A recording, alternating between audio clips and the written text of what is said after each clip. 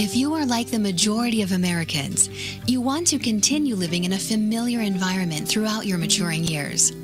In fact, according to many surveys, 82% of homeowners overwhelmingly prefer to age in place, which means living in their current homes safely, independently, and comfortably, regardless of age or ability level. With over 30 years of combined experience in residential, commercial, hospitality, and destination resorts fields, Your Home for a Lifetime is a company dedicated to empowering you to maintain your quality of life and independence by helping you make your house your home for a lifetime. Do you want to reorganize or remodel your home? Do you want to add a full bathroom and possibly a bedroom on the main floor? Are you looking to make your kitchen more functional? Is an aging parent moving in, or your child is moving out, or even moving back in? Call Your Home for a Lifetime at 949-492-1872 or check them out on the web at yourhomeforalifetime.com and find out how they can help you make your house your home for a lifetime. Welcome, everybody, to the Rad Life, the only talk radio show that takes you along with host and age explorer Rad Gantos on his continuing journey of discovery into life's challenges, opportunities, options, and all the latest and greatest things that come with getting older. The Rad Life is brought to you this week by Your Home for a Lifetime, a company dedicated to empowering you to stay safely, independently, and comfortably in your own home. And now here is your host, Rad Gantos. Can you hear me, Paul? Hello. Oh, now I can hear myself. Okay. I thought I was losing it as I was getting older. Just to keep you on your toes. Well, I appreciate that. This is live radio. This is what happens. Don't try this at home, boys and girls. That's right. Although they are all trying it at home now with friggin', the truth, Facebook feeds. Which, by the way, just to let everybody know that if you're listening, you can watch us live. It's going to be split screen, I think, Paul, right? Yes. Okay. You'll watch us live, and you'll get to actually on not one, but two Facebook channels. See the man behind the mic at the board there, Paul Roberts. I'm going to be like Tim Allen, the neighbor in Tim Allen. I'm going to keep me sort of off camera here, so you can't quite see me. Oh, what was the guy's name? I don't remember. You only saw his face. Okay, if you're listening to us, we can't remember the name. It's perfect for an aging show, right? Yeah, exactly. We can't remember the name of the guy who you couldn't see anything but his hat and his eyes across the. That's where I'm going to be. Yeah, I want to say Norm, but that's Cheers. It's going back a little bit. Okay, so happy Wellness Wednesday, folks. Is it Wellness Wednesday? It's not Wellness Wednesday. I just made it Wellness Wednesday. Okay, because actually, there's a couple things I want to talk about. And did you know that May is actually Mental Health Month? Mine or yours? Well, obviously yours is more important than mine. I mean, okay. Yeah, no, I will acquiesce to my elders on that one. No, but it May. I did not know this. I did not know that May actually was Mental Health Month, and I've been mentally sick, so I didn't know. Well, I don't think there's any cure for what you got. And then, interestingly enough, June, we have, and those who know me know that I've been involved for a little over a year with this thing called Global Wellness Day. Yeah. Which is a day, I believe it's always, I think, the June 10th. It's one day where across the world, with a lot of ambassadors that we have, and I'm going to give a shout out to Belgin Aksoy that basically started this in Turkey, and we had her as a guest our first year on the air.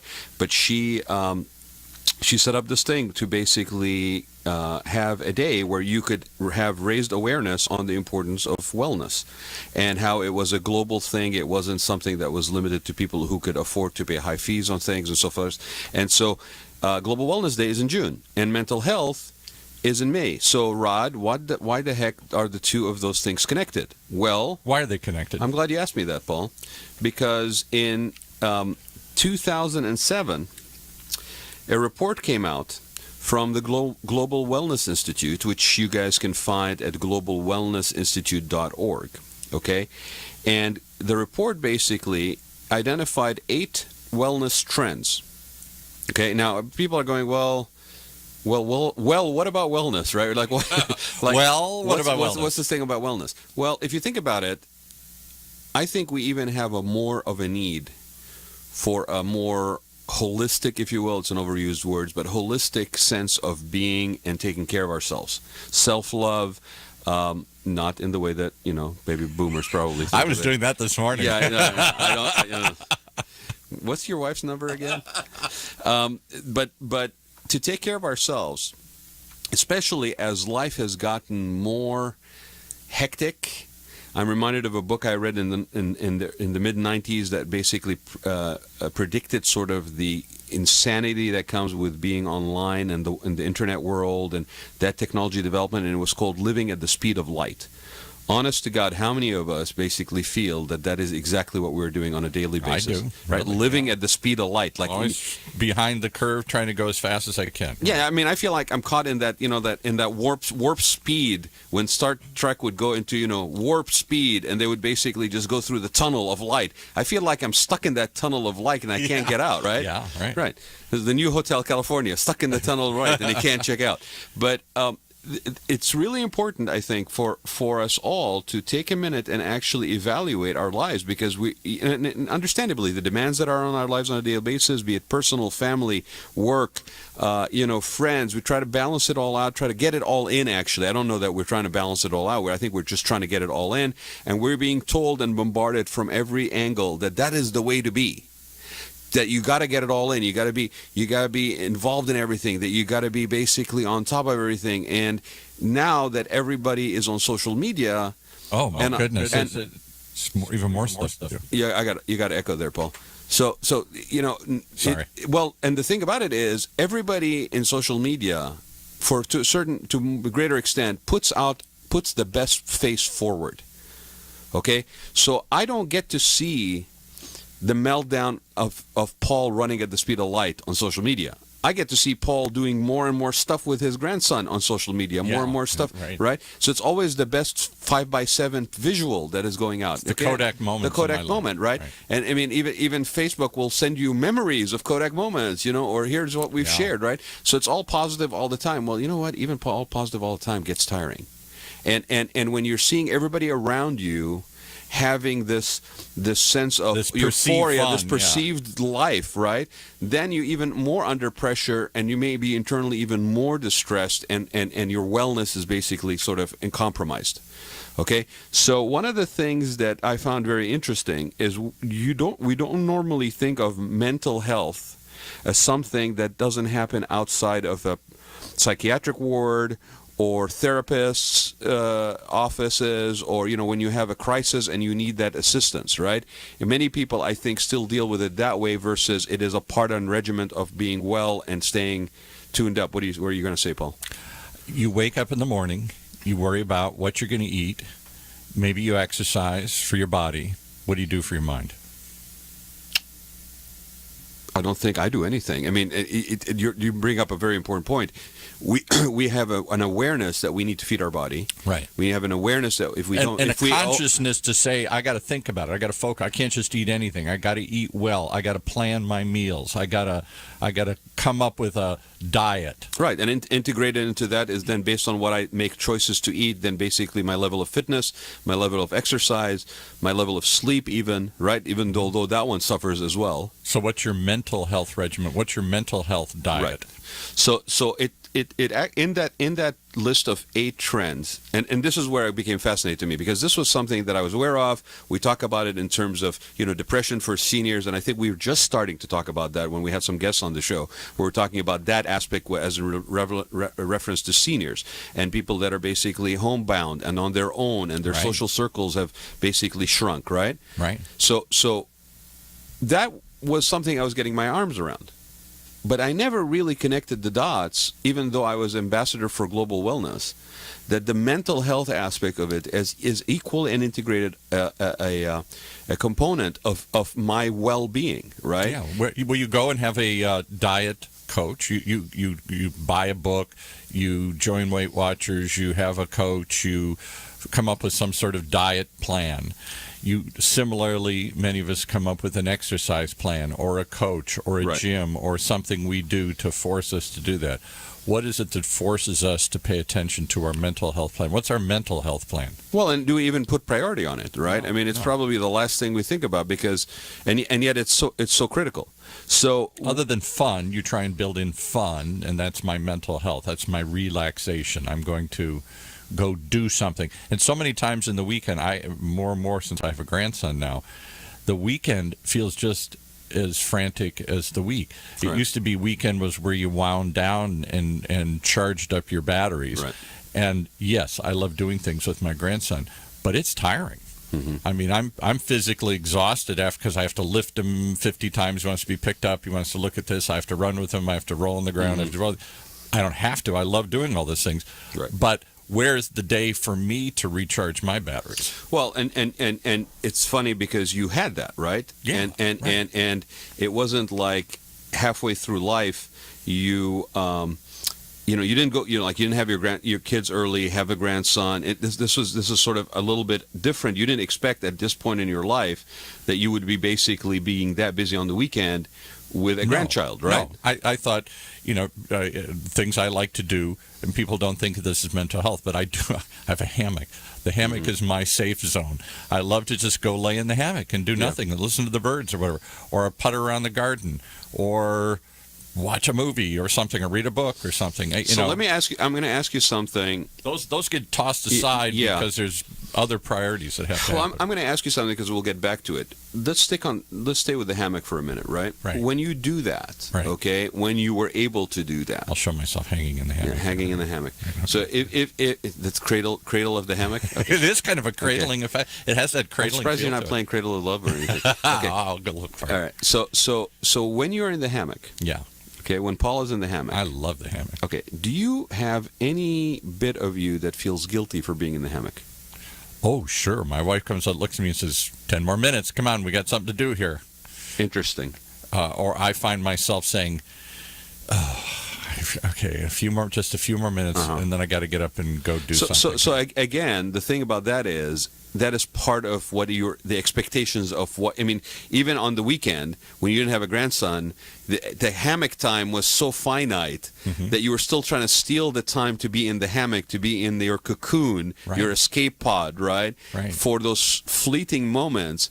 But at least you had them. Now you don't have those because other stuff has been added to your plate, right? When I used to, before we had this full-blown studio, and I was just sort of doing this as a side project here, and I was working out of my house, that's when hammock time was wonderful, because I would just go out and say, all right, the hell with the world for the next hour here, 30 minutes. And I would just literally, and I'd got myself, and then I'll work till 7, or I'll work at 8, or I'll do this or something. I didn't have a 9-to-5 job, so work and play were interwoven, to use another hammock term. Well, no, I'd rather my hammock be fabric. But I have a rope hammock. You're a traditionalist. Yes. So again, I think this is probably pretty common. A lot of people would probably tell you that that's kind of how their week is. That they're running. It starts off with school. I mean, I had a friend of mine that basically posted a couple of days ago about how, drop the kids to school. Rush to drop the kids to school, rush to go to work, rush to grab lunch, rush to do this, rush to do that. And she said, there's got to be a better way. Yeah, because you always feel like you're behind. Right. You always feel like you're...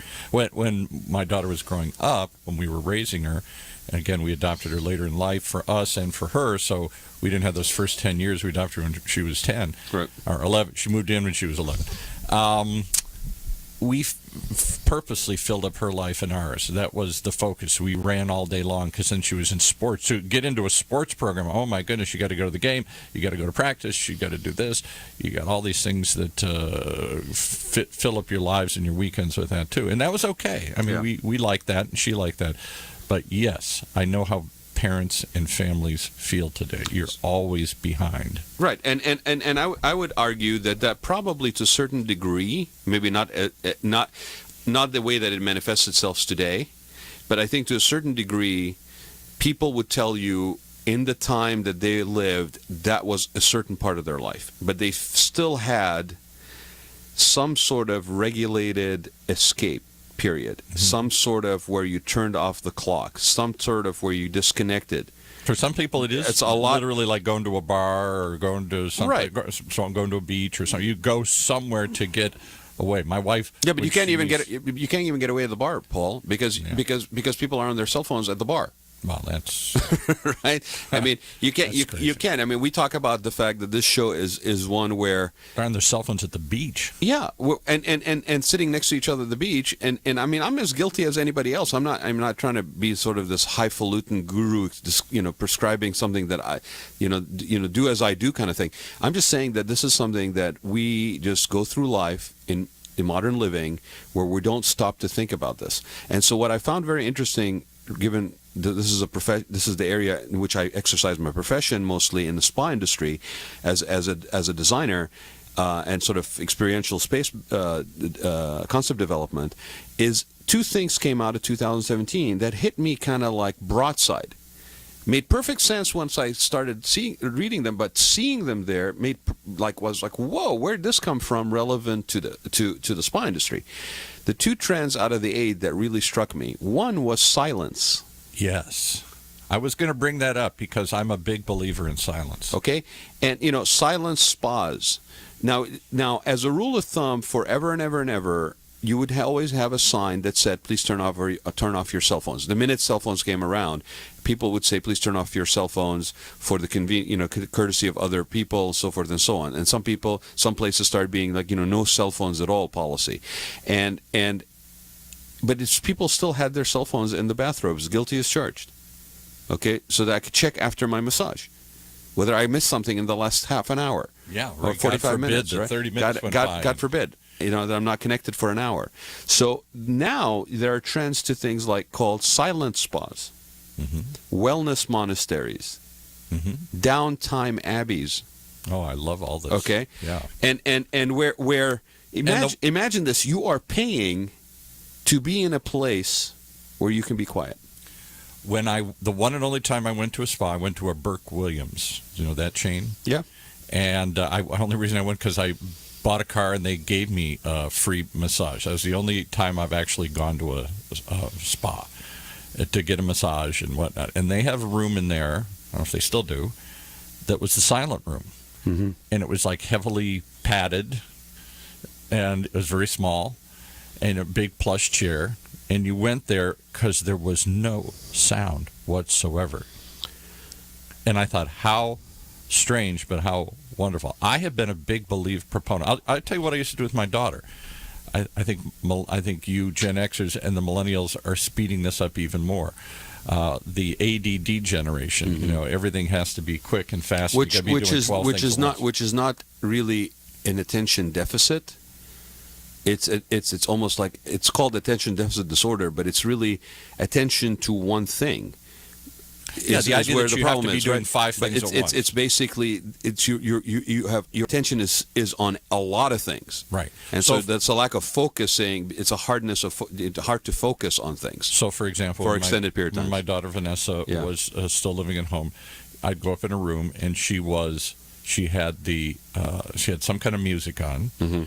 And the TV, but she wasn't watching or paying attention either. She was really on the texting, right? So she was doing this constant bombardment of stimuli. Has to be lots of stimulus around me here. So I would periodically drag her out in the backyard, and I'd say, now just sit down. What, Dad? I said, close your eyes. Dad, come on, close your eyes. That's what you hippies used to do. Yeah, right. Yeah. And I'd say, close your eyes. And I say, what do you hear? Nothing. He said, exactly. I said, really? Is it really nothing now? Don't you hear that bird over there? Well, yeah, I guess I do now, what you pointed out. And don't you hear the wind? Oh, okay, I guess I hadn't noticed it before, but yeah, there is a little wind sound or something. I said, that's what you listened for. It's to decompress, to connect with what's really around you and not this blaring, screaming stimuli that you're pumping artificially into the space here. Right. I find that's hammock time. And I will, and my wife says, oh my God, you go out and you sleep. I said, I'm not asleep. I just close my eyes. So I can shut down one. It's your form of meditation, really. It really is. Yep. And now, had you done that before, Paul, given that you are of that generation that stereotypically would have meditated and sought out an ashram and, higher consciousness? I've looked for different things like that. I've always wondered what it would be like to go to one of these silent retreats that Catholics do, where it's a structured program where you spend most of your time in silent meditation. And then periodically they let you eat and talk and do a few other things and talk about what you think about. And drink if it's an Irish Catholic. If it's an Irish, if the Christian brothers. I've always wondered what that would be like. I've always wondered what it would be like to go on a trip by yourself. I've never done this. I thought it would be kind of scary, actually, to go out in the middle of the woods or in a jungle and just, park your body there. It's so far away from everything. You are alone. You are just there. You and nature. The John Muir experience. It scares you, right? It scares me, yeah. But you know what's interesting about that, right? You're actually describing exactly the duality that we are facing today, which is the need for silence and the need for retuning your mental well-being, if you will, right? Whatever it is, whether it be meditation, whether it be silence, whether it be chanting, whatever it is that you whatever that personal wellness regimen that works for you. But at the same time, there's a fear of being alone. Yes.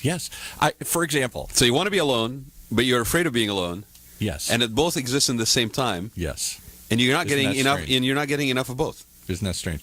One and only time I got out of my comfort zone and took a trip with a buddy of mine down to the jungles of Belize in Central America, up in Guatemala and all this stuff. And first we went to the resorty kind of thing, and we stayed on an island and, swam and fished and stuff, and getting kind of bored doing that for a couple of days. And so I said, what else you got around here? They said, well, you can go up into the jungle, and there's a lodge way, way, way up there, and there's nothing to do up there. There's nobody up there. You just go up in this jungle, and what do? You walk around, and maybe you take a canoe or something. I said, let's do it. So we rented a Jeep, and we drove on this dirt frickin' road up in the middle of nowhere. And I thought, this is nuts, because nobody even knows we're up here. We have a flat tire. What if something happens? What if, yeah, nobody knows I'm fall up off here. the side of the mountain. Yeah, right. A million things could happen. Nobody would know I'm up here. Right. I just grabbed a Jeep and my buddy, and we drove up. Yep. So we got way, way, way up. We were up by the Guatemala border, and no roads, no electricity, no nothing, no cell. This is before cell phone. This is back in the '80s, so we didn't really have cell phones, and it was very frightening at first. And then when you gave into it, said, "Okay, I'm all right. I'm not dead. I'm not in trouble here." And we stayed at this lodge with this really cool couple that owned this place, and they just kind of left you alone. Then we checked in, and then they said, have fun. Here's a couple of places you can go walk or do this, and you rent a canoe, take a canoe, and go down the thing. And we tried a couple of all those things. So how did you feel? I'll just tell you the experience. We couldn't find the place, so it's getting darker and darker. Now I'm getting mad, and I'm getting scared, and I'm getting frustrated. It's literally 11 o'clock at night, and because there's no roads, we're just on dirt things. You go down 3 miles, and then you turn left at the tree, and then you go down another 4 miles, and you turn left after you pass the creek. It's those kind of directions.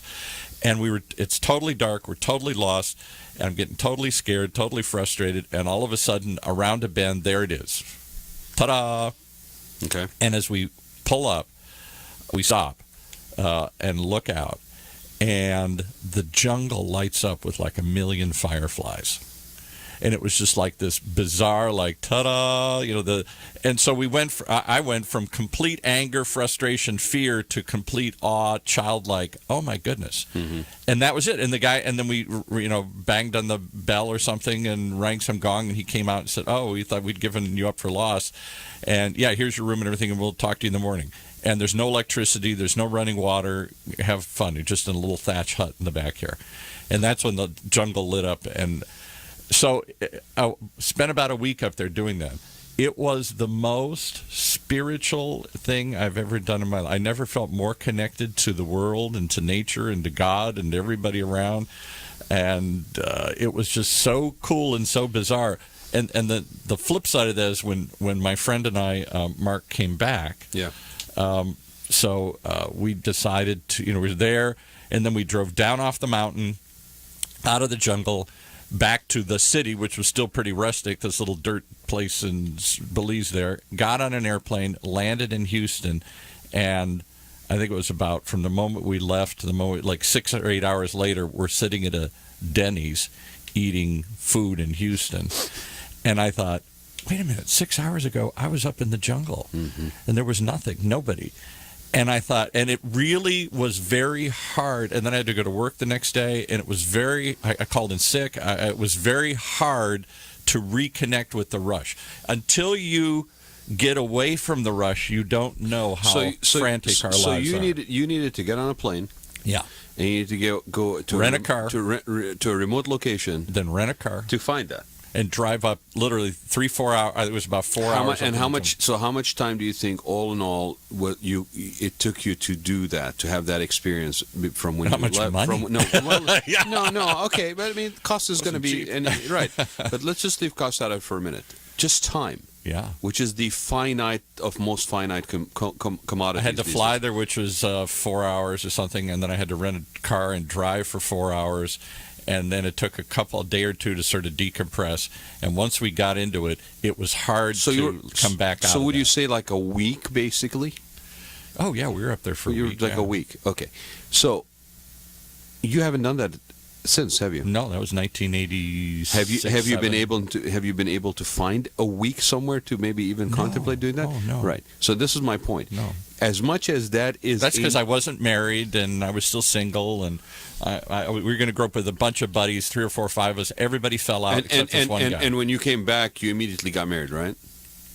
Not too long after, yeah. Actually kind of connected. This was kind of like that last trip before you go do something. Now, like that. now, had you known your wife before the trip? Yeah. Oh, okay. Yeah. All right.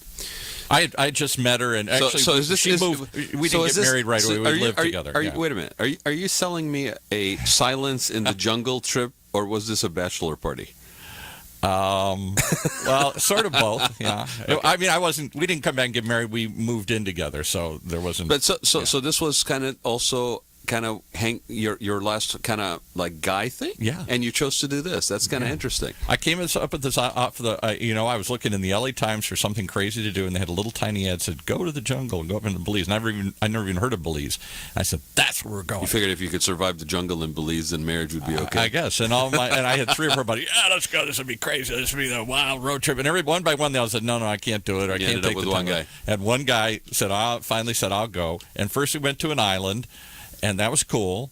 But that was still just felt like a little version of a resort. I mean, it was a small island with small little, thatched hut hotels type of thing. Yeah. But it was still like a resort. Right. It wasn't until we flew back into the mainland on this little 2-seater plane, rented a Jeep, and literally took a map and drove up into what felt like the edge of the universe for us there. So here's the thing. The need and demand for that experience and its direct impact on your health and well-being hasn't gone away. No. But you don't have the time to allocate a week to do this. And interestingly enough, I had to go with somebody. If he had fallen out, you would have not gone. Right. And that's a very interesting, I think, human dynamic that, like I said, at the same time that you want to be alone and silent is the same time you need somebody there. You need somebody there with you. I think that's very, very human, very natural. I think there's a social aspect to us that we like sharing experiences with somebody. Well, and somehow it was a safety factor. And it's a safety factor, right? There was a safety factor. Because somehow there's 2 people. You're going to an unknown place, and somehow it would be safer. If I get sick or broke a leg or something. So this new focus on silence at wellness destinations and spas is coming through loud and clear, and it's really got to do with this increased, ratcheting up of digital noise, if you will, and everything that's around us, and everything is digital. I mean, Mandarin Oriental, I'm going to give a shout-out to my friend Jeremy McCarthy, that is the spa director for Mandarin Oriental, and they have silence as a treatment. Now, the craziest thing about that, silence as a treatment. You go pay somebody to force you to be silent. No, to have access to that silent area. Like basically, places are building, soundproof kind of rooms, Yeah, well, like retreats that have isolation. Yeah. That you might be like, for example, visualize an indoor pool that has low lighting, and within that pool there's a pavilion that has also interior smaller pavilion. And so there's sort of there's two skins. There's a space between the two skins, right? So you could step in and you could get deeper and deeper into that isolation from sound and surrounding, right? And that basically that you pay to have access to that because it is such a rare commodity and shrinking commodity in the world around us. Let me give you two other thoughts on the same thing. Isolation tanks, where you float. I was going to say, there's a gentleman that is down, Glenn, down in I think it's Del Mar, and he has a place called Float. Get him on. I would love to try that. I'll have to I have been frightened down there and enticed by that my whole life. Because they say when you shut down all the senses and you are floating, once you get used to that bizarre sensation, because they cover your eyes, so you don't just stare at the tank. You plug your ears or you put music. I wouldn't want music. I just no sound, and you sit there in total silence and shut down all your senses except feeling, and like you're in the womb. I did it for the first time. And we're not talking about altered states for anybody that's basically remembers that movie. Yeah, was it William Hurt? It was William Hurt. William Hurt in that movie. It was a pretty trippy movie. Yeah.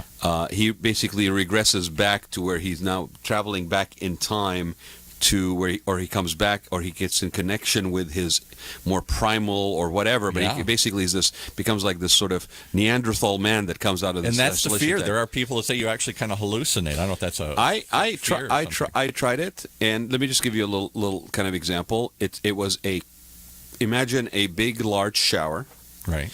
That shower room. Okay, so the whole thing was waterproof, and then within that shower room there was another room that was like a capsule. And when I say capsule, it wasn't like a bed capsule. It was actually a room. And in that, you opened the door, you walked in, and you were walking into water. And the water, I would say, was probably about maybe 10 inches or 12 inches or something like that. It was not a lot of water, but it was very high in saline. Yes, so you float. And so you float. And there's some LED light on the water. You close the door. It's almost like a submarine door. It's like a solid door, isolation door, and you float, and it's phenomenal. I would have never believed that I would fall asleep sleeping in water and not panic. Yeah, right. Right, exactly. And that's exactly what happened. And immediately you're saying this, I'm thinking of panic. I'm going to drown. I'm going to something weird's going to happen in there, and I'm going to want to get out. I'm going to get claustrophobic. But you see, Paul, it's kind of if I remind people of the first time they were actually brought into the pool, whether it was somebody who basically gingerly walked them into the pool and taught them how to float, or some older sibling or something that just shoved them into the deep end of the pool and more what I went sleep. through. It was kind of frightening. Yeah. Right. So I think that it's natural to feel that fear. But I'll tell you, like, isolation tanks is a perfect example. Now, I don't have to go to Belize to do an isolation tank. I can go down the street and get into an isolation tank, and for that 1 hour or 50 minutes or whatever I can afford and allow, whatever I give myself permission to have to give to myself, okay, that time I can separate, I can disconnect, I can get that. And it's not just a luxury, I think, it's a necessity these days. Yeah. I think you need to do that. It's almost, imagine if you were a car engine that was constantly running. At high speed. At high speed. Right. Okay? If you did not basically take the time to properly, to warm it up, to get it to where it's running at high speed, let it idle, idle is probably something that most people are not going to even know. Like, it's like me saying chalk, using the chalk to start idle. the car. They just turn it on and go. Right. Can you use your clutch and your gas to kind of just keep yourself? You used to sort of idle the car like you're at the stop sign or something. So before this turns into an automotive show, that is exactly what you need to do. If your brain, your body, we have accepted the fact that your body is a temple and your body is a machine, and you have to be careful what you put in and all this stuff, but we don't think about that in terms of our brain. No. And we've talked about this in terms of just the food that we eat and how it has impact on our brain in terms of plaque potential, plaque build-out, and how that increases my possibility for maybe Alzheimer's or something. Yes. And in fact, diseases. when Jim McAleer was on from Alzheimer's years ago, he said one of the things you can do to fight Alzheimer's, if you have a tendency towards it, is not just eat certain things. Certain foods have a tendency to fight it, like cinnamon for some reason, I remember. But keep your mind more active and mental. The more stimulated your mind, the less likely it'll deteriorate. And we all know. Makes so much sense. Well, right, but we're talking about appropriate stimulation, Paul. Yeah, I mean, but like do puzzles in your head, challenging stuff that right. But different analogies. What I'm trying to talk to you about here is that yes, but we also need to acknowledge that the quiet time. So if you're doing too much quiet time, it's not good for you. If you're doing too much constantly on time, it's not good for you. And chances are it's affecting you not only in terms of your own internal makeup, your brain, your body, your fatigue, your lack of sleep, all this stuff, but it's probably also affecting your relationships and the people around you.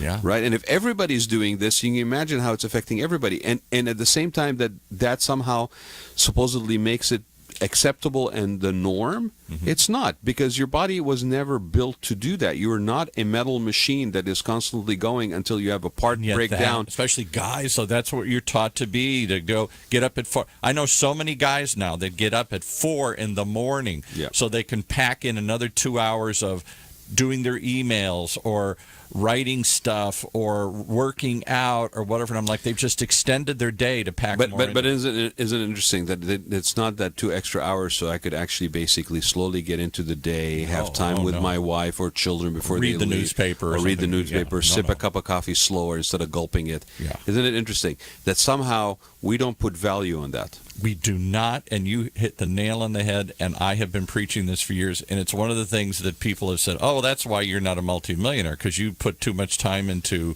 you like going for a walk, you like just being silent. I'll give you another perfect example, and I see this with a lot of my friends, other couples that we know.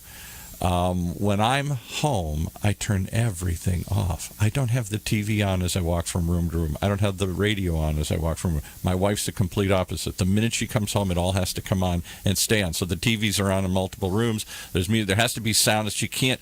Drives her crazy if it's just quiet. The minute she walks out the door, I turn everything off. And partly because of what I do for a living, I'm talking, I'm listening all the time. When I get home, I don't need more noise. I need more silence. Quiet, yeah. And I think, we talk about this, and we talk about that this doesn't really get the kind of the importance that it deserves. And look around you and see, we probably all know people that have deteriorated, that we have seen deteriorate over the course of a lifetime. People that we either went to high school with, people that we know from our neighborhoods, and that basically, you looked at them with awe about how dynamic and ongoing and engaged and involved and running all the time they were.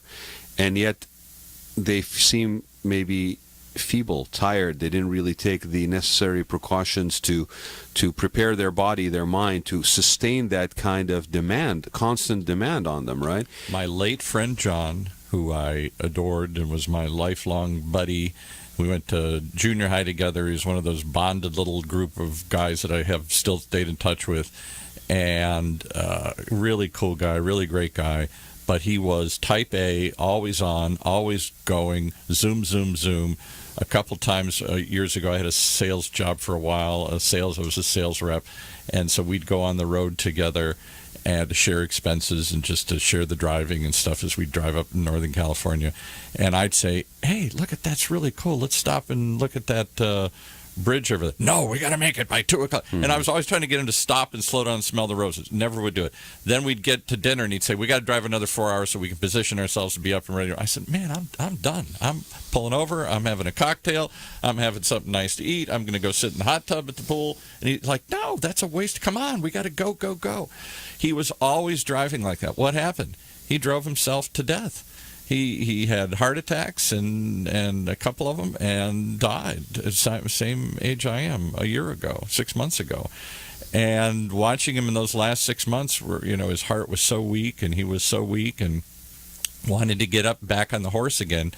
It's like watching a horse that's been injured, if you've ever seen that horrible thing, and they keep trying to get up and trying to just stay down, stay down. He was like that. He kept trying to get up until he finally died.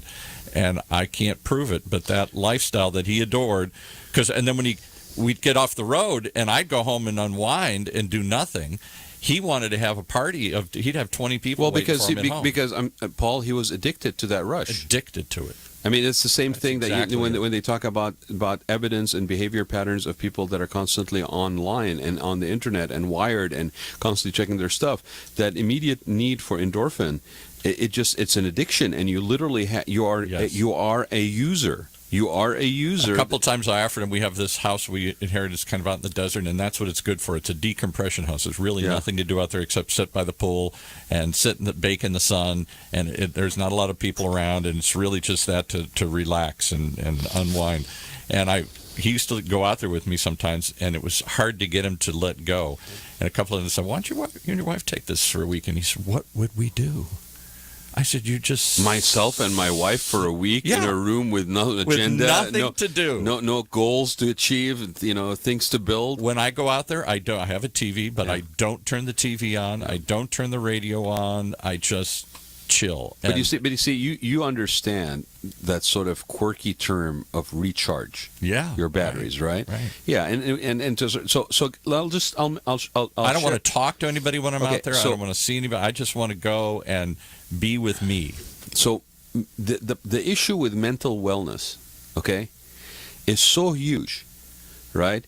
That the World Health Organization forecasted that by 2030, the largest health risk on Earth will be depression, not obesity. Wow. Okay, leading into integrative medical experts,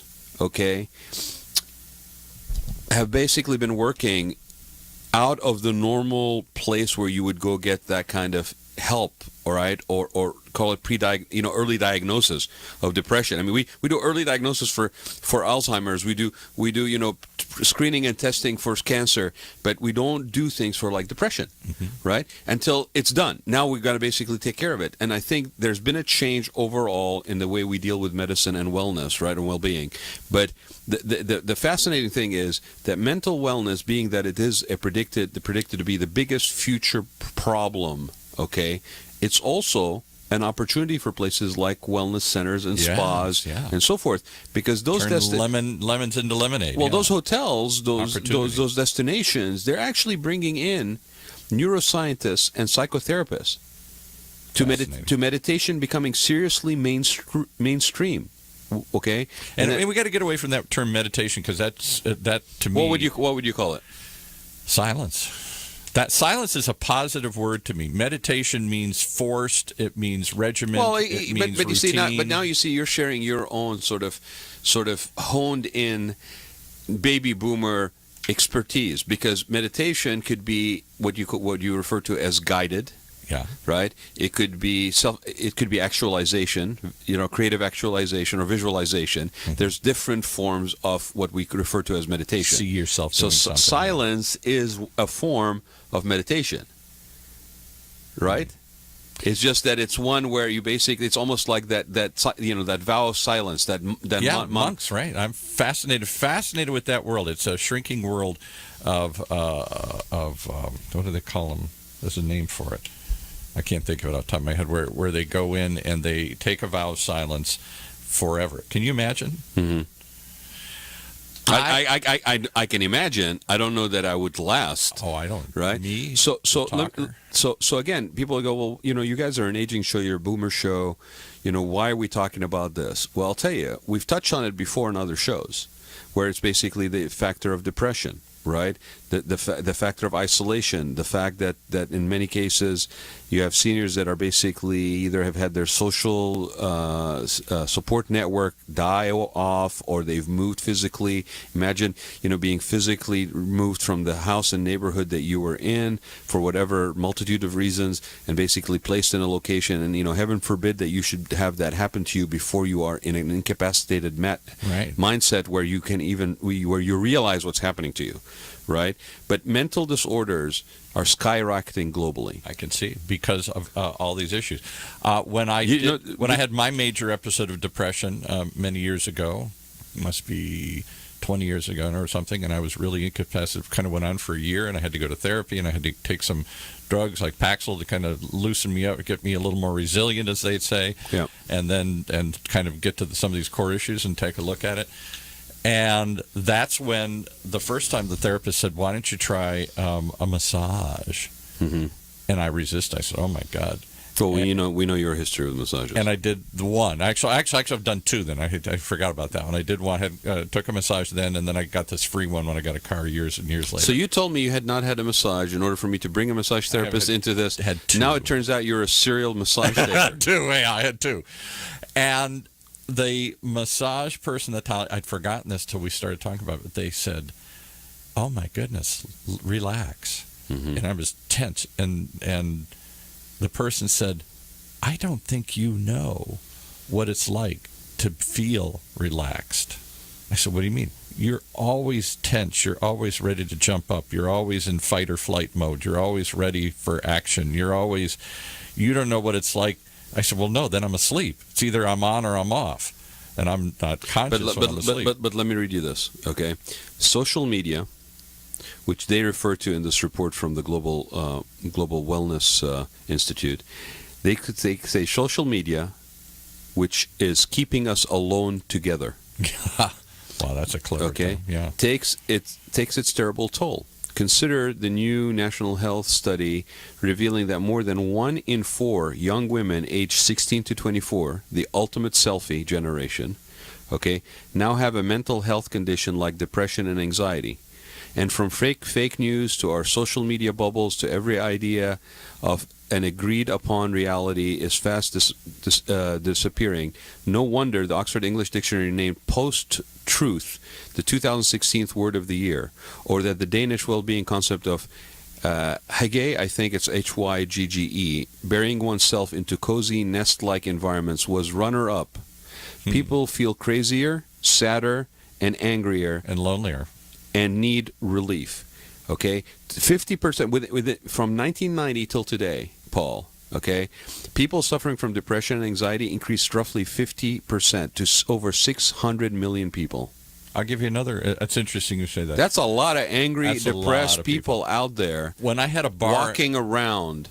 when I was in the bar business in the 90s, Kelly McHugh's, an Irish pub, we had a couple of them, and there was one in Mission Viejo. It was around for about 10 years. Up till all the 90s, I had these places. And one of the things that shocked us, because we tried to make it a little for an older crowd, so it wasn't the hip young bar where we're having bands and stuff. It's like the next way when you're in your 30s to 40s. We thought it was like 30s to 40s that would come to this thing. When you're looking for a little slower experience, you're not going to pound down drinks. You're going to appreciate fine liqueurs and single malt whiskeys and craft beers, and you're not just going there to get drunk and get lucky. I was going to say something else. Get lucky. We thought there was a need for that kind of Cheers-like bar, and it was phenomenally successful. But what shocked us were the number of 50, 60, 70-year-olds that would come into the bar. And not at all what we thought it would be about. And why? Because they're alone, because they're divorced, because somebody died, or they work at home and they don't see anybody all day long. So let me bring this around, because I know we could probably go about 10 minutes or so. Let me bring this around, because I want to bring this around to us here in Orange County. Right. Okay. We talk about Orange County being the sun and fun, outdoors. Well, but Orange County, basically, we've realized that has while we weren't paying attention, has become a naturally occurring retirement community. Yes. All across the coast. One big leisure world. All these people that are basically bought their houses in the 70s and 80s, that have probably paid off their houses, and I want to talk a little bit about me. I want to talk about a little bit about that wellness factor and how the policies that we do, the things that we support, okay, we need to wake up, because we are still stuck into this mindset that all things are doable, all things are possible. We're going to build to the nth degree everywhere. We're going to run friggin' roads through everything, right?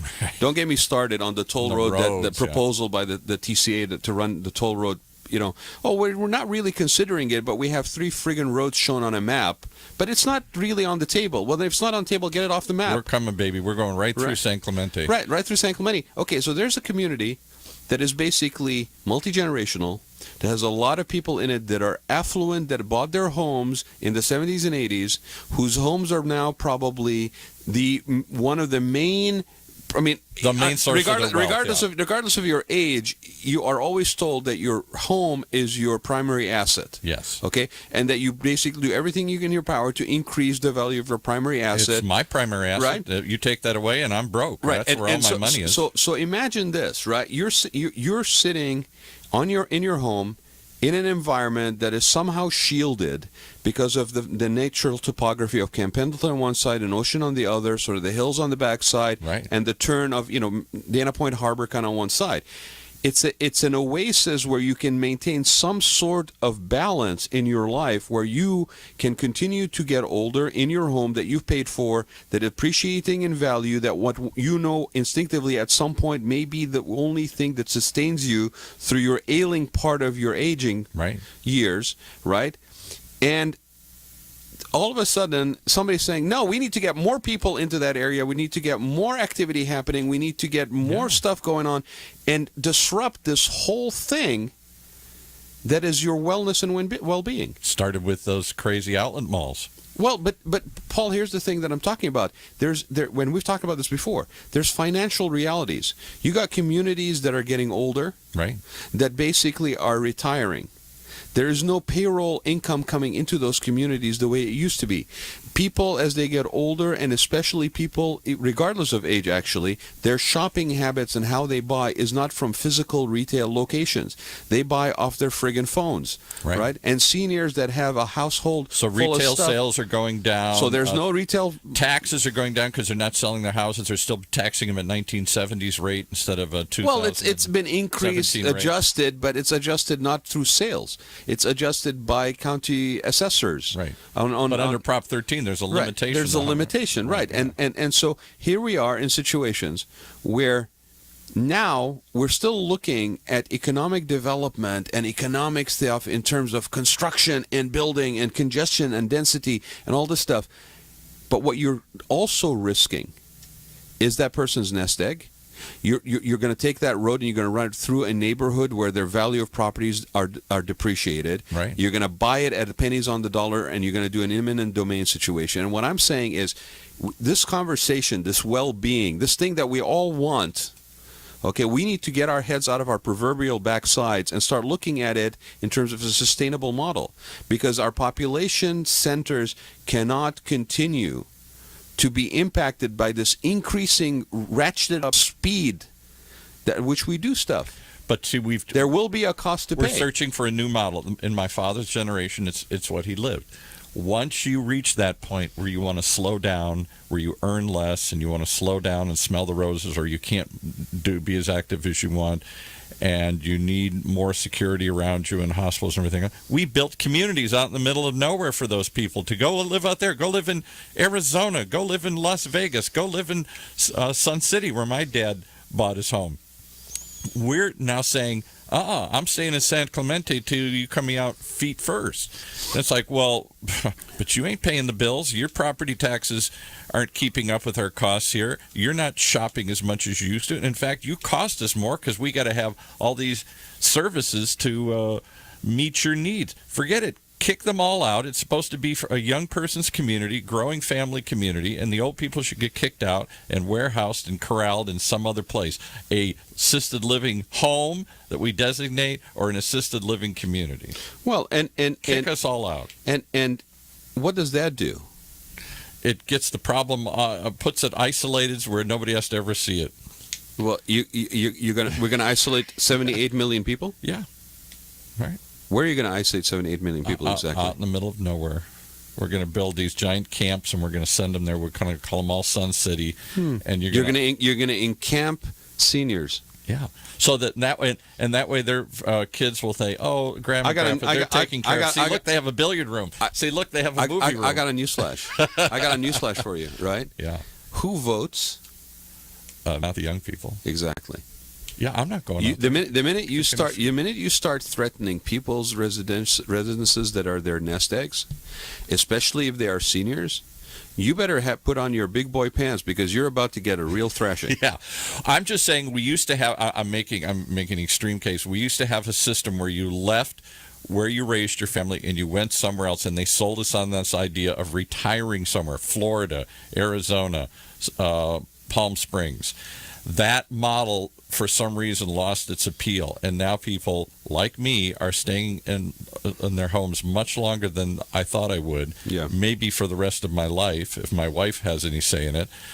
The irony is I have a foot in both worlds. I inherited a home in Sun City. It's a beautiful home.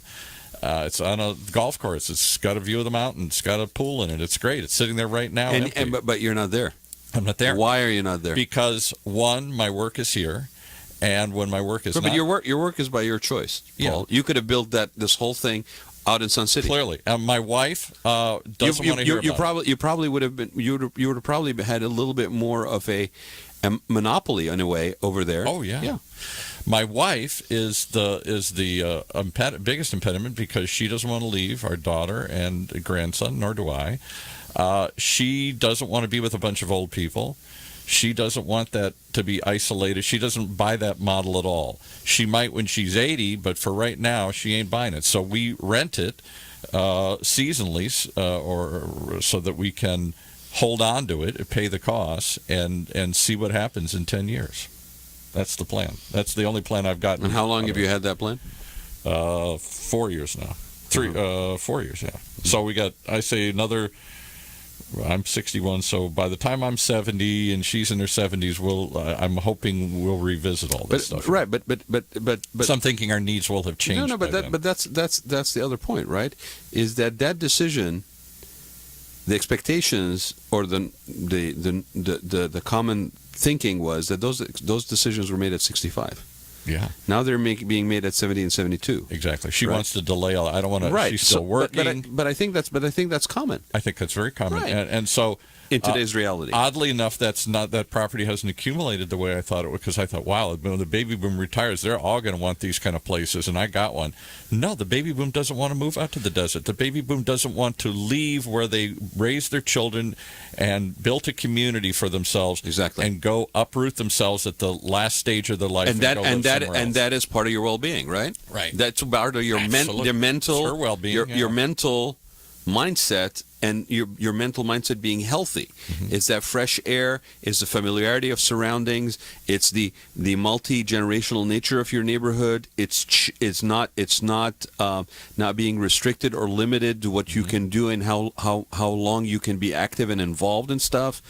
To have independence in what you're doing. Why your business exists. Make your home a home for a lifetime. To take this home that you thought was only going to be for a certain period of your life and extend it into old age by adapting the stairs, adapting all the bathrooms and the counter heights. And it has financial impacts that are positive, because when you're sitting in that home, it's appreciating.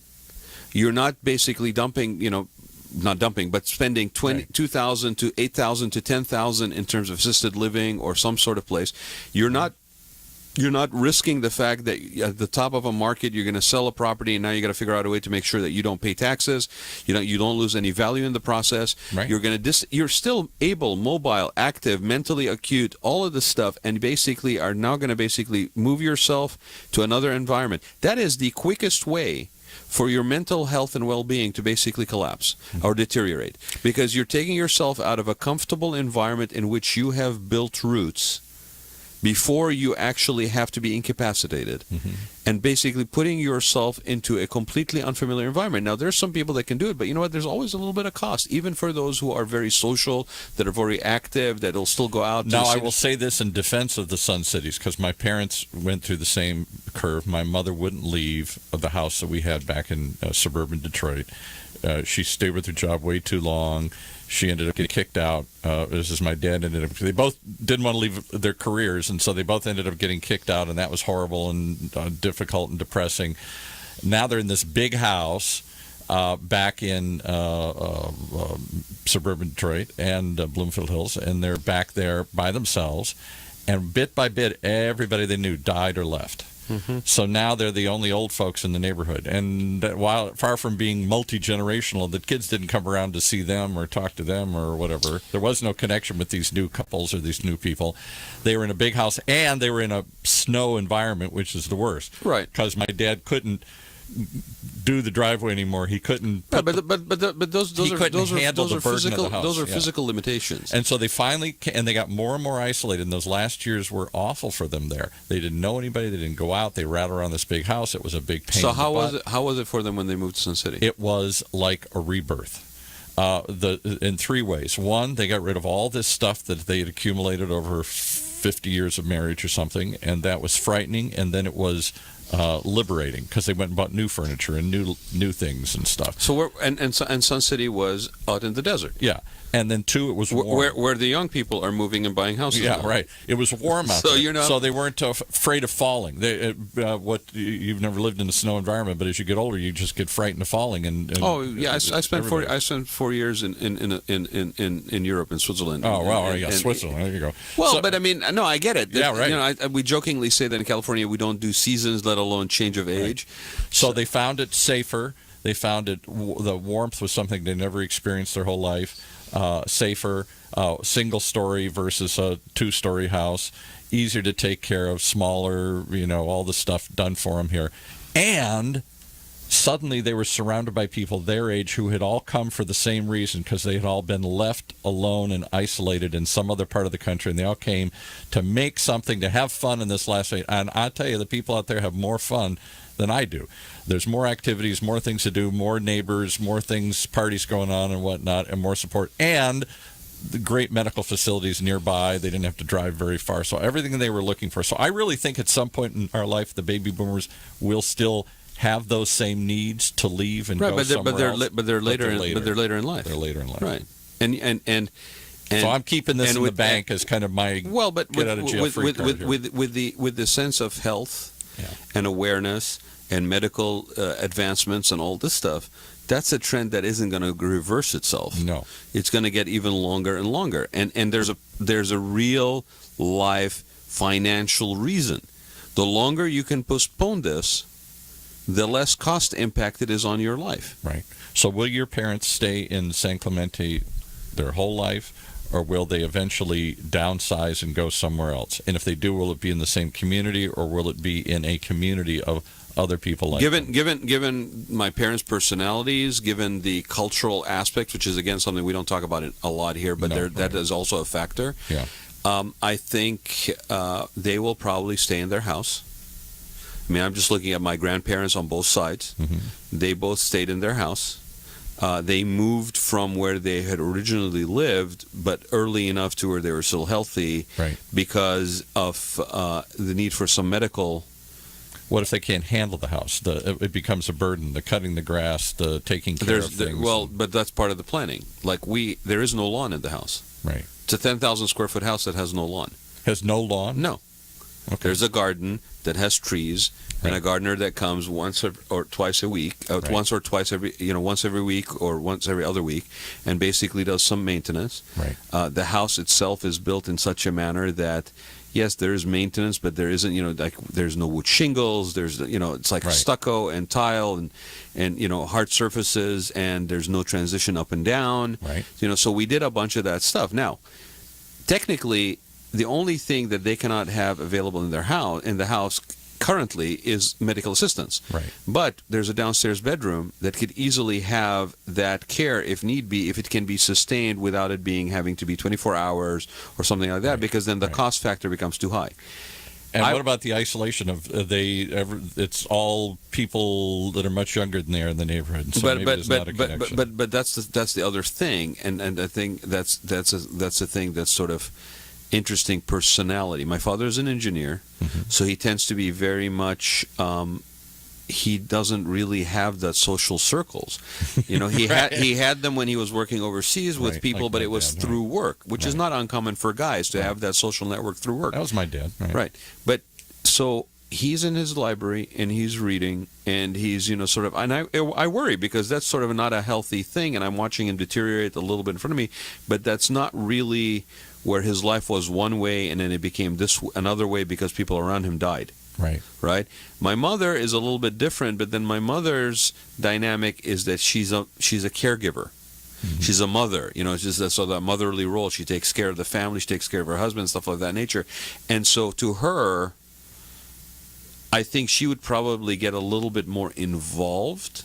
But I don't see her where she is like, needing to have all that activities and all that stuff around her. In fact, it probably would cause her to feel a little bit like suffocated, like with all that stuff going on. Right. So again, we talk about this, that wellness, that aging is not a one size fits all. No, for my parents, it was the most frightening thing they ever did in their life. I remember flying back to Michigan after they'd sold everything, every stick of furniture they had accumulated and taken with them on a dozen moves around the country here.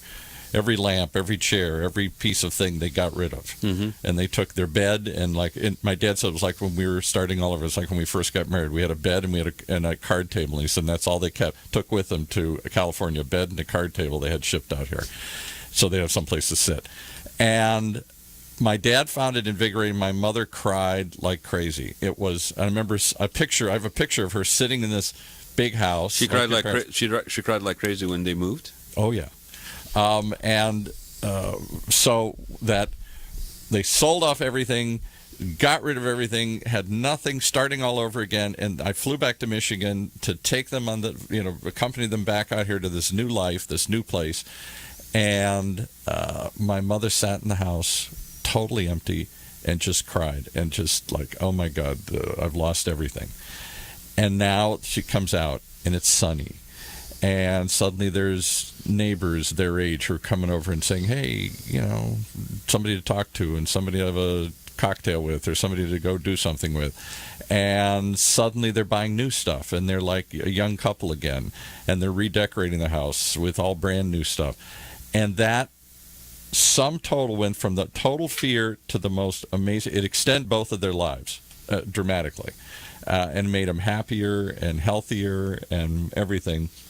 It got them out of that isolation that they had found themselves accidentally. What turned out to be their life's dream, this big house and all these things, turned out to be a giant albatross, a giant burden on them.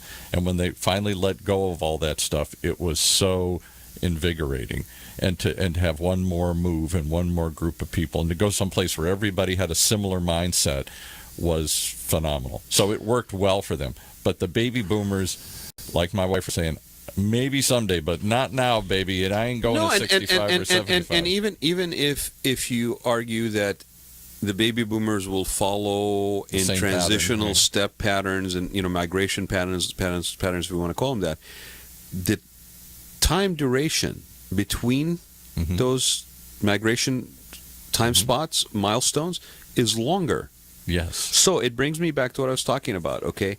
We keep talking about things in terms of, sustaining economic engines, paying for things, which technically we all argue, well, we got to do this because it's how we sustain situations, right? We need that toll road to bring more people in, to bring more revenue in.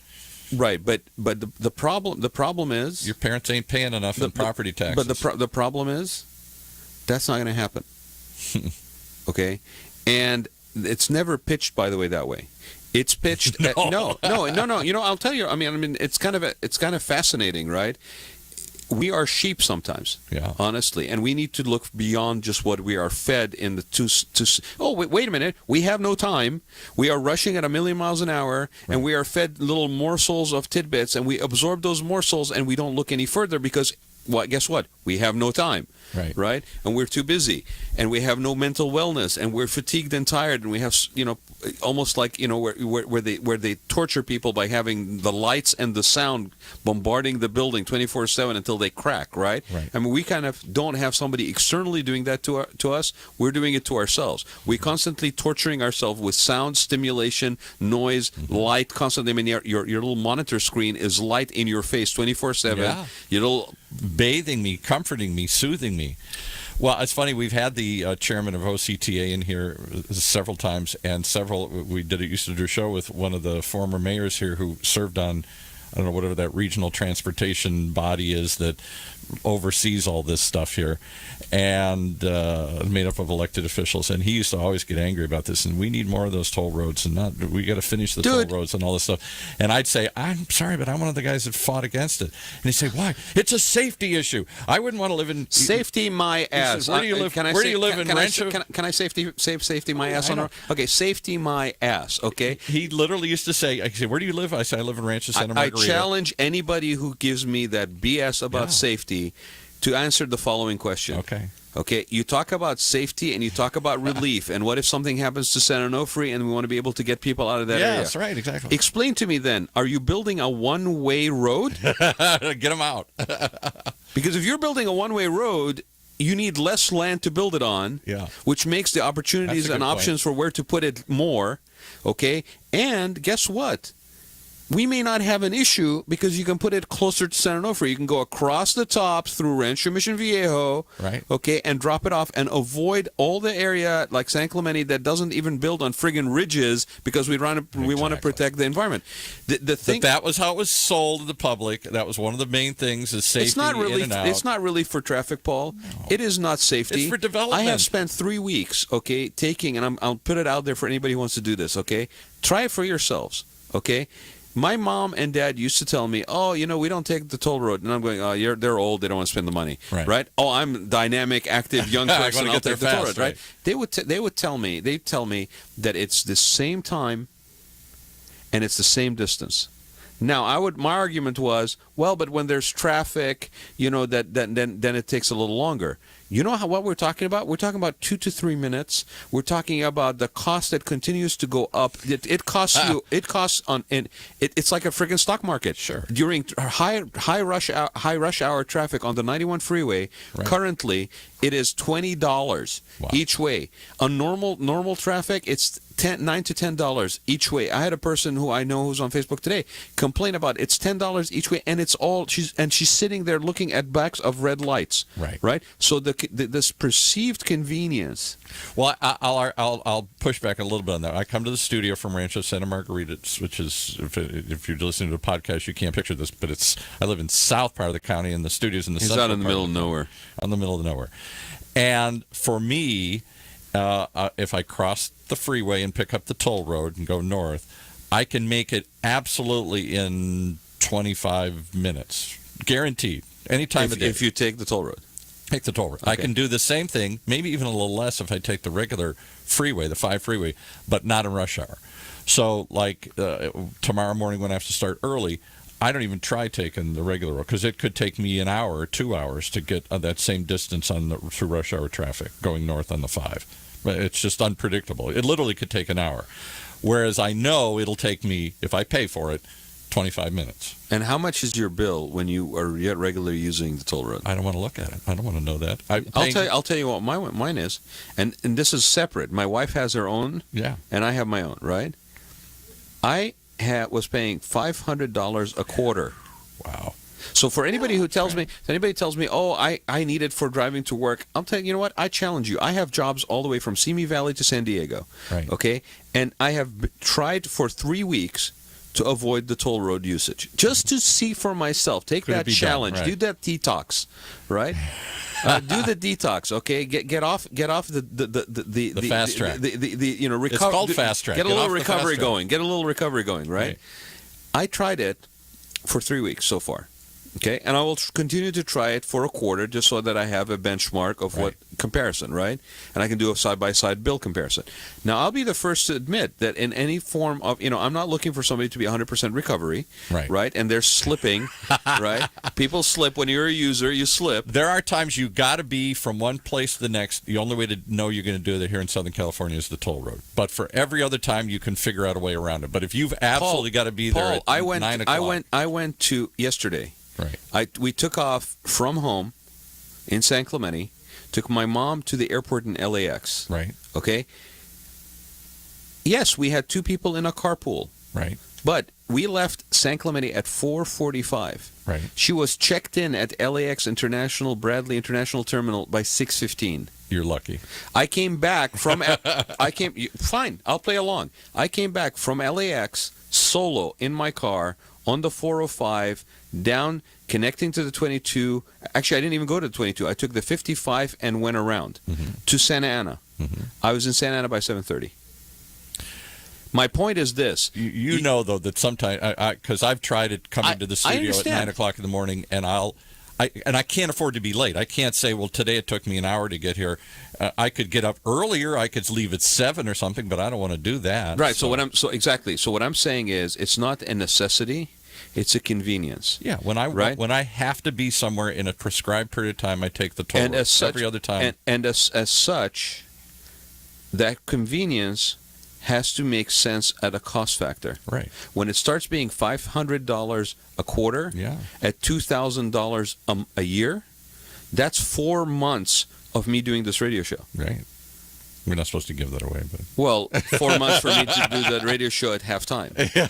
Right. But yeah, you're right, because it's actually twice that. But my point is this. My point is that it is a convenience, that we basically get accustomed to certain things, not because they're the best thing for us. Rod, you come in with a cup of coffee. Everybody comes in with these Starbucks. Try giving up Starbucks for a quarter. I actually have, because it's too bitter. I mean, I can't believe what people pay for a Starbucks. I don't like coffee, so I never got hooked on it. Coffee used to be free. Coffee is something you can make at home and take with you. Why does everybody have to stop and get their Starbucks? Right, but see, and people go, well, this is all over the map. It's not. We're talking about exactly the same thing. It's taking enough time for yourself to make that cup of coffee in the morning. Right. I don't necessarily grind my own beans every day, but I have pre-ground stuff, and I put it in my French press, and I press down 1 cup of coffee. It takes 4 minutes for the thing to brew. You can basically twiddle your thumb or shower while you're doing whatever, right? You press down on this thing, you have a fresh cup of coffee brewed at home to your liking, to your level of acidity, all of that stuff. You don't have to wait in line. It would take longer to wait in line to get a cup of coffee than you doing it at home. But the idea, the mentality is, no, I'll get it on my way because it'll be faster. I'll take the alternative route because it'll be faster. And what I'm saying is, we get into this cycle because we are mentally tired. We are constantly in a non-silent environment, and we can't friggin' think straight. Brought it back around. I think you did. Okay, we're out of time. But I will encourage everybody to look up information on May being mental wellness, mental health day, month. Go look at OC Talk Radio right there. I'm pointing at OC Talk Radio. There's Paul. Hi, I'm waving behind Paul. Okay. He's got top billing on the camera. You got a pen going on? Okay. You always have to point the opposite way that you think you're pointing. I'm pointing at you. Okay. So OCTalkRadio.net. Yes. The Rad Life on Facebook. Send me information. Send us comments. If you listen to this later on, you can reach me at Rad, RAAD, Gantos, GHANTOUS, at gmail.com. Look for us on next month to do some more stuff. And I do want to end with one thing. OC Talk Radio. Yes, I was just calling to listen. I wasn't calling to comment. Is that possible? Yes, absolutely. Hang on. So I just want calling to listen. Wow. Yeah, we have somebody who's calling in to listen. If you are trying to listen to the Rad Life on Wednesdays from 12 to 1, more or less, you can go to octalkradio.net and you can click the Listen Live button, or you can catch us on OC Talk Radio's YouTube station or the Facebook pages, as well as the Facebook page for the Rad Life. And there's usually a link to the YouTube. She didn't want to do this, but we got to put her on the air. Okay. What's your name, caller, and why were you calling to listen? I didn't know you were. I never thought to call to listen. I was taking a look on Facebook, and I just saw a second ago that there was a telephone number, so I thought it was to be able to listen in. Oh, yeah, you can listen. We stream this live over the internet, octalkradio.net, or you can hear it live streamed over Facebook, over our channel, or the different shows channel, in this case, the Rad Life's channel here. So, yeah, you don't have to call us up to listen. You can call up to be on the air like you are now. So who are you, and where are you from, and why are you listening? Oh, Rad, it's Dawn. Hi, Dawn. Dawn from Massachusetts. How are you? I'm good, Dawn. So you can go on the internet right now, octalkradio.net, hit listen live, and you'll be listening to it. You don't have to use an old-fashioned phone to call in here. So Dawn, yes. We're about to go off the air, but hey, I had a good opportunity to say hello, so thanks for calling. And we'll probably have the content of this, Paul, pretty quickly here because it's on YouTube, right? So she could Yes. probably go back and click on Within a an link. hour or so, she'll be able to go to OC Talk Radio Costa Mesa. That's our YouTube channel, OC Talk Radio Costa Mesa. So YouTube/OC Talk Radio Costa Mesa. And look for the Rad Life The latest issue. recording, and I'll also put it on mine, and you can click through there. Hey, thanks for calling. Thank you. And let me know what you think, okay? So we're going to hang up with you now, Donna. All right. Thanks, All Don. right, thank Bye-bye. you. Bye-bye. Well, That's a first. That was interesting. I had to just put her in the air. I mean, somebody called and. So one thing I do want to, and at this point we probably lost everybody who was listening anyway, but I did want to say this to you. You know about this, and I want whoever's still with us. May 24th, we have a new thing happening. We do. Right, which is going to cut into our loose-fitting, loosey-goosey kind of... Go as long as we feel like it. Go as long as we feel like on the Rad Life, because it's technically 12 to 1. So starting May 24th, on from 1 to 2, there will be a new radio show that I will be co-hosting. So you'll do 2 hours back-to-back here, one about the Rad Life and one about... California hospitality industry. And the gentleman I will be co-hosting with is a friend of mine, a good buddy of mine, Craig Sullivan.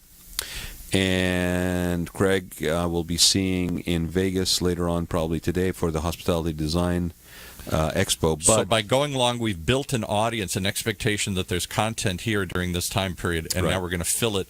We're going to stick to the 1 hour with the Rad Life, and 1 hour with the California hospitality. It's a show on California hospitality and hotel industry and all the things. What do you think people are going to hear about that? How will we tie the two together here? Is it this kind of conversation? Trends that? Yeah, because I think we talk about wellness, we talk about boomers, we talk about there's no way of avoiding anything that is any industry and the impact of boomers on that industry, especially in California. There's also we'll talk about construction, we'll talk about trends, we'll talk about spa and wellness, we'll talk about financing, we'll talk about the thing about California hospitality is we are the 6th largest economy in the world. Yes. And yet we don't have a California hospitality focus. And that's why Craig last year, 2017, put on the very first California Lodging Investment Conference, CLIC. And I've known him from before. I'm a sponsor for next year. I'll be actually doing the stage for the expo, and it'll be down or the conference. It'll be here in Orange County again on Bristol at the Hilton. But also, we've been talking about the need for this sort of conversational stuff. And there's a lot of great people that are out there, men and women that are in the industry in different capacities, that are in this very innovative market that we are in, which is California. And we want to bring those people into the studio, and we want to be able to talk to people about what they're doing, share best practices, things of that nature. And we do have a name for the show. Oh, finally. Okay. It is? Check Out California. Ooh, I like. Oh, that could be a slogan, even, like, it happens in Vegas kind of thing. Check Out California. I like that. As in, I like it a lot. As in, check into the radio show. Check it out, or check out California. Yeah. Because, in California, we just tell everybody, hey, check it out. So check out California. Love that. Yeah, we did Check Out California, and we do have the domain name.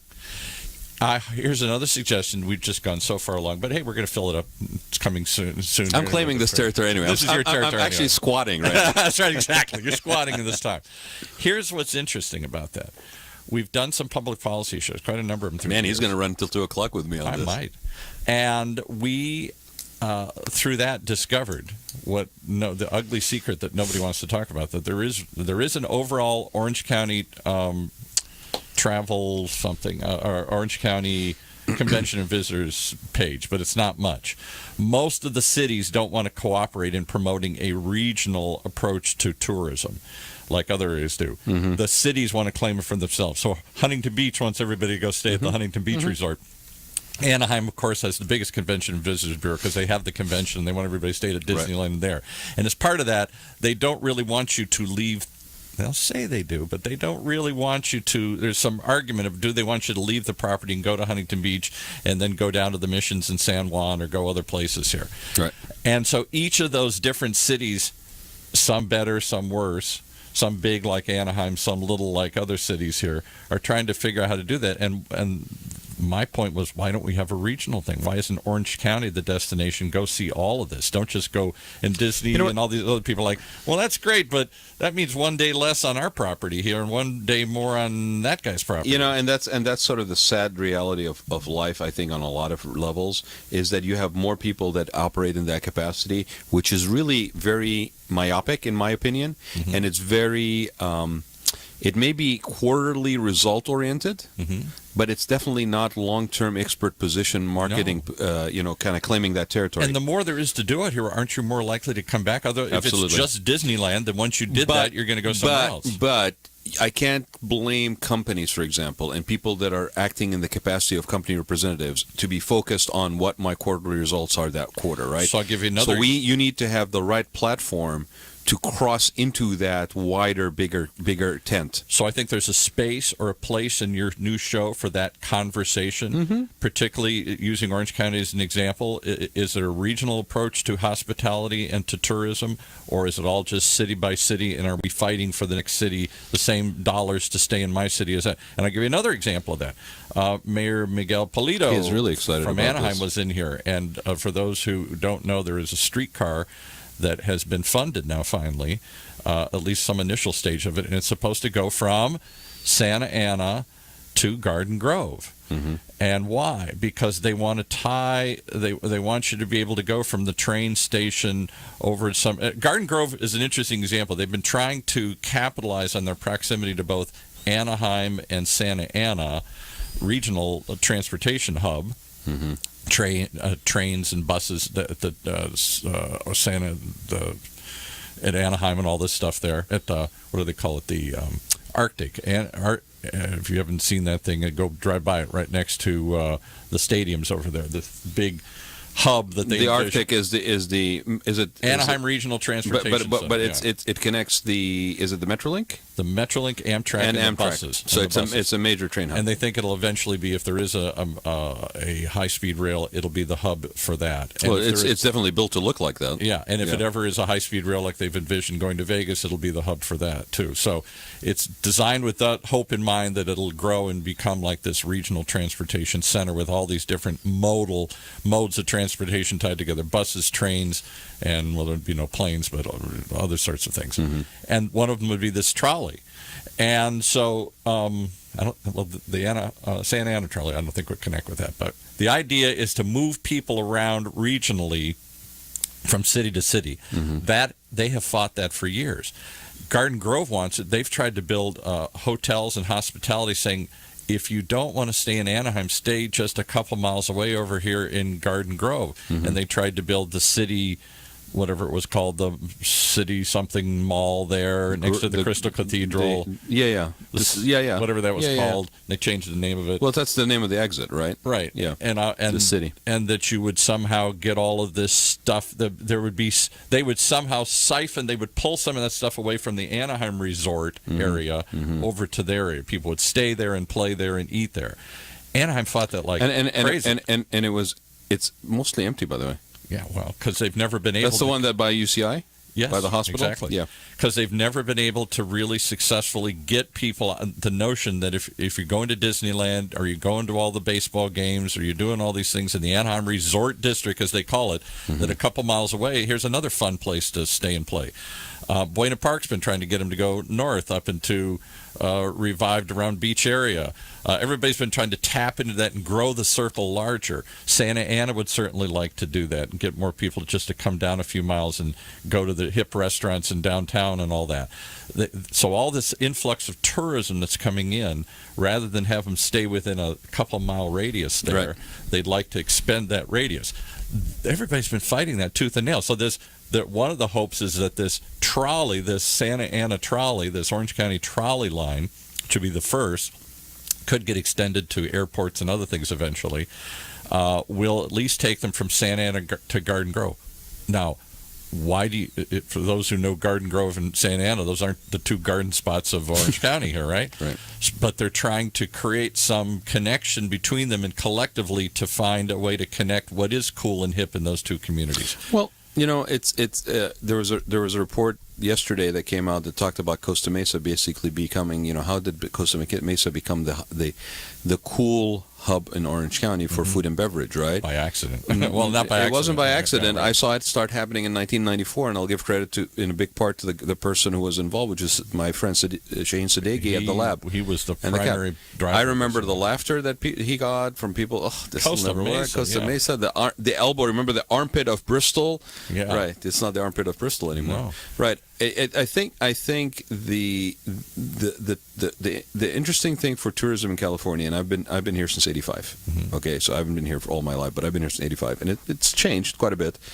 You followed me. I came in '80. Okay, so there's certain destinations, there's certain things on the list for people to do when they come in. Disneyland, Hollywood. Universal Studios, Hollywood, Sunset, Melrose if you're kind of hip and want to buy some stuff, right. Venice, maybe, right? Right. And there's a certain aspect of neighborhoods like like Maria del Rey, Playa del Rey, Hermosa, versus Manhattan, Redondo, Santa Hermosa, Monica versus, or Malibu versus Santa Monica. The people there don't want to be bothered. They'd rather not have that tourist drive, right? San Clemente. San Clemente is another one, right? And the interesting thing is... Not hungry to get all this tourists to put that on the list and come down there. Well, the interesting thing is, I don't know that even if you provided that connectivity... that people are just going to gravitate towards that. To your point, there has to be some reason why.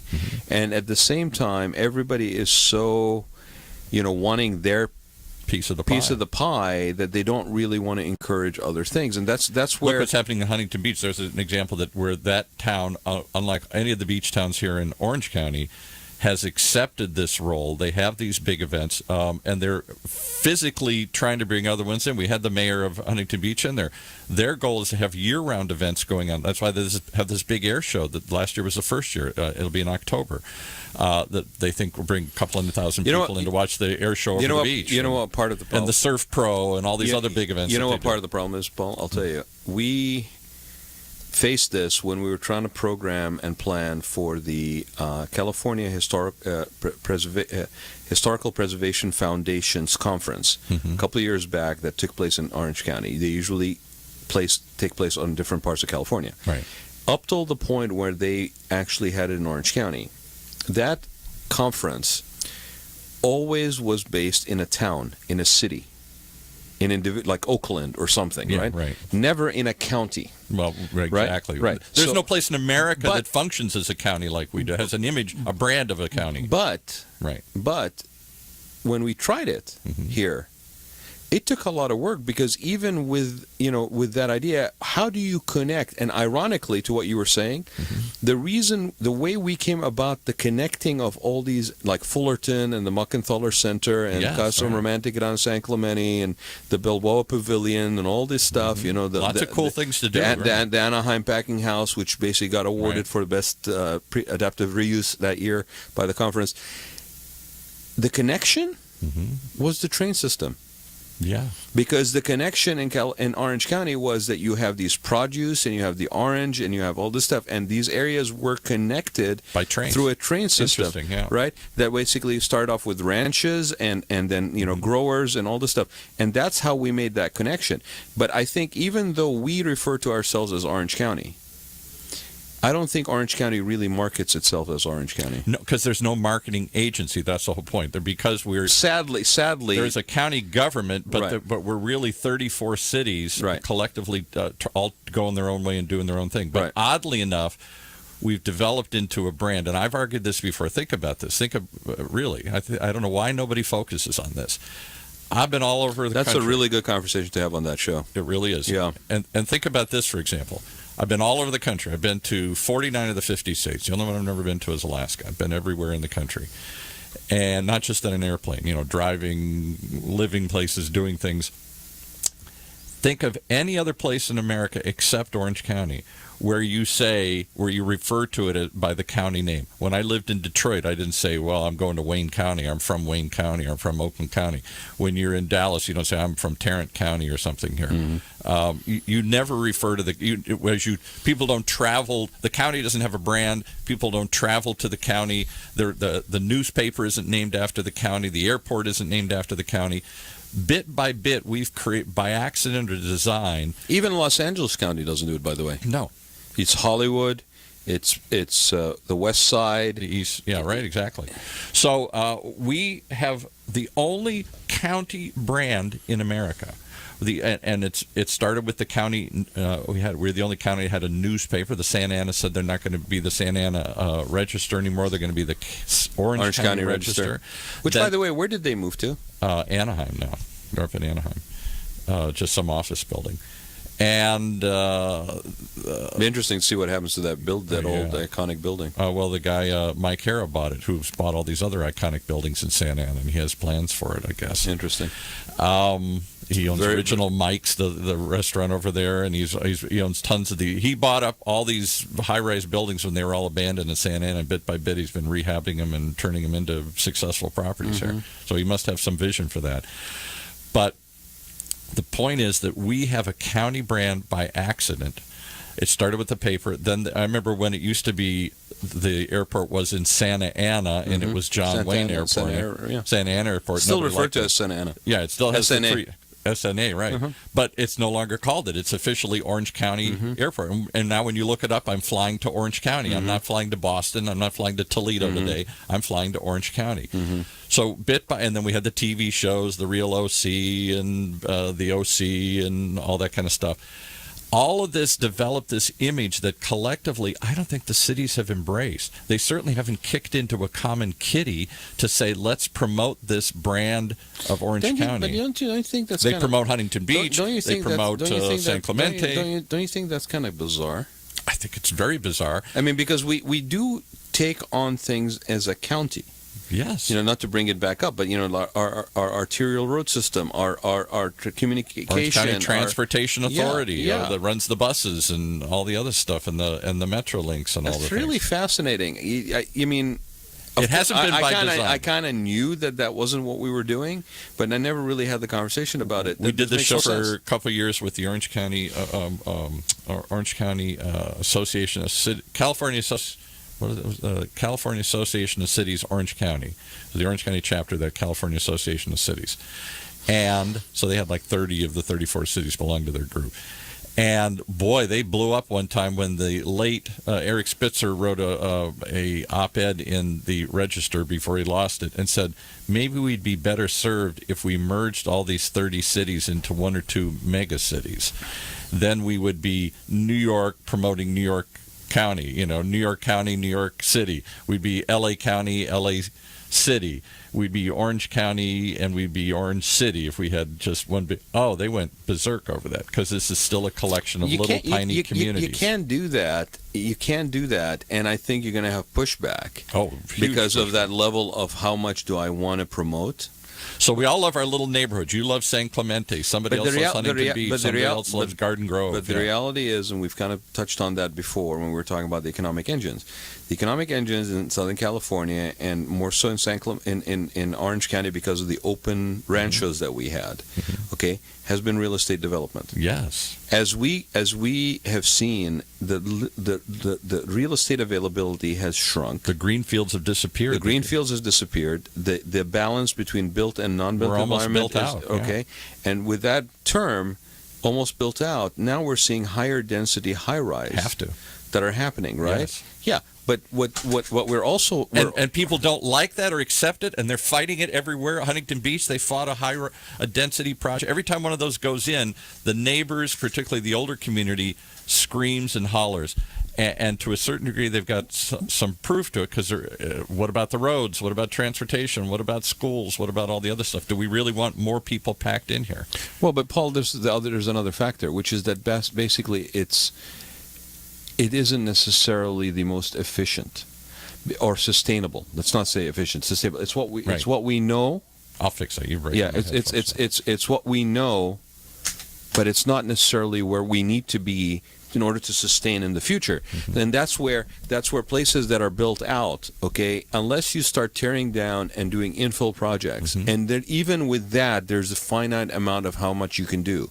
So all you're doing is kicking the can down the road to make money right now for whoever's basically a vested partner in the situation. Right. And 10 years from now, we'll still be in a situation where now we don't. What are we going to do now to sustain our costs? With an older population, staying in their houses longer, all of this stuff. The real estate model is not going to sustain Orange County in the future. We have to start developing things like destination tourism, heritage tourism, innovation, small impact, high. And for that, you need I'd argue, a community-wide effort, a county-wide effort. I thought we had a bunch of supervisors that are supposed to be doing that. Well, go look up the Orange County Visitors and Travelers site, and it's almost non-existent. Orange County Visitors Bureau, or whatever it's called. It's underfunded and underactive, and or maybe we have somebody in from that organization to this show. I have no idea what they do. Anaheim has a huge Convention and Visitors Bureau. Wait, from which organization? Orange County. I think it's the Orange County Visitors Bureau or something. That's Anaheim. No, but there's another. There's a county. It's Visit Anaheim. No, but there is an Orange County one, and it's almost like non-existent. I'll have to look it up here. Orange. We'll have some silence here. Orange County Visitors, something like that. Yeah, there's an Orange County Visitors Association. Visit the OC. I don't know who funds them. I don't know. Or maybe that's a private one here. There is an Orange County. I'll by the next show, I'll figure it all out. We as a county we have a very small visitors and tourism or whatever it is thing here that the county does. Instead it's been done city by city, and the biggest city, of course, is Anaheim, which has the big Convention and Visitors Bureau because they got the convention, and they see themselves as the center of the county. And Santa Ana says, no, we're the center of the county, because we have all the government buildings. And Huntington Beach says, well, you may have it, but you don't have any resorts. Do you know there are no 4-star resorts in Anaheim? So Disneyland and all this stuff, they're trying to build one. That's a new push, too. They're trying to get somebody to build a 4 or 5-star resort. There are 4 or 5-star resorts along the ocean, in Dana Point and in Huntington Beach now and other places. So there is no there is very little county-wide planning or push. We don't have a budget to go visit OC around the world. We have budgets to go visit Huntington Beach. We have budgets to go visit Anaheim. We have budgets to go visit other cities here, but not the OC, even though the world tends to think of us more and more by the name of our airport, by the name of our newspaper, by the TV shows that have been done about it as the OC. I'm going to Orange County. Yeah. They don't go, I'm going to Newport Beach. And when I travel around the country... They go, I'm going to Orange County. Where are you staying? Newport Beach. Where are you staying? Exactly. Laguna. So we've created this brand by accident or almost without any government's official support. And the official entity, there is nobody pushing that brand. That's the whole point. That brand has developed, sprung up on its own. That image has sprung up on its own, and a few other people have adapted it, so now everybody thinks of us. We're the only place in America that refers to the county we live in, not the city we live in. I'm going to the OC. I live in Orange County. When I travel around the country, I don't say I'm from Rancho Santa Margarita. Nobody knows where that is. I'd say I'm from Orange County. I don't do that when I live in Tarrant County. I don't do that when I live in Wayne County in Detroit. I don't say I'm from Wayne County. Nobody would know what that is. It has no brand. It has no image. I'm trying to think what other. It's interesting. I think I will look at it a little deeper. Like what other places maybe even have that? I have not found one in the entire country where you say I'm going to that county, and that's the place I'm going to. You say I'm going to the state. I'm going to the city, but you never say I'm going to pick a county. Do you do it in Northern California, like in the Bay Area with Marin County? Not really. Not it's not really. The same. A little, not the same. Sort of. Maybe that's sort of the closest example I could come up with. Interesting. Well, I guess we'll take it up on the Check Out California radio show that starts on May 24th with Craig Sullivan. And so we hope you join us for the Rad Life 12 to 1 and 1 to 2 for Check Out California. We promise to keep it exciting. Yeah, check it out. Thanks, guys. Welcome, Oh, everybody. I did the welcome. Let's play the extra one. Here, let's play the right music here. So you had us so teed up, and I had played the wrong music. Here we go. You have been listening to the Rad Life Radio Show with your host and age explorer, Rad Gantos, brought to you on the one and only octalkradio.net. Join us again next week as we continue our journey of discovery into life's challenges, opportunities, options, and all the latest and greatest things that come with getting older.